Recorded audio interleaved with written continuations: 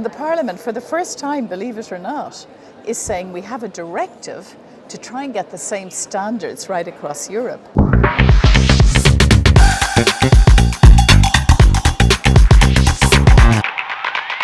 Looking back on the recent history, we're kind of evolving after the Me Too movement, for example. That's right. So that happened more than 5 years ago now. How has the Parliament responded to the movement?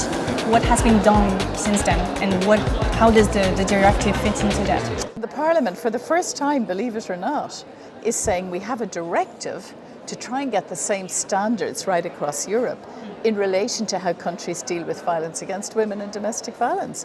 Even rape. People deal with it in all sorts of different ways. Some countries have consent issues involved in the definition, others don't.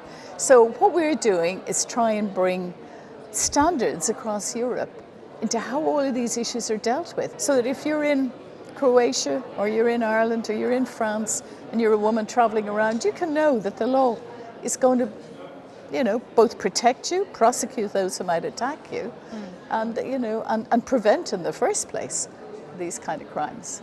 Since then, the notion of consent has become quite important, especially in online discourse. We very much focus on this notion of consent, but how do countries react to this notion? And is it a broad consensus? For some strange reason, to most of us as women, why is consent so difficult to put into your law?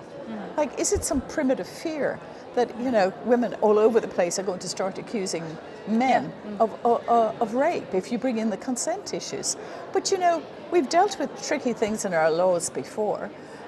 You can look at issues of consent and you can define them and say, was the woman capable of giving consent? What were the circumstances? Practical, psychological, from a mental health point of view, from everything. Was there consent given? Yes means yes. Was that given?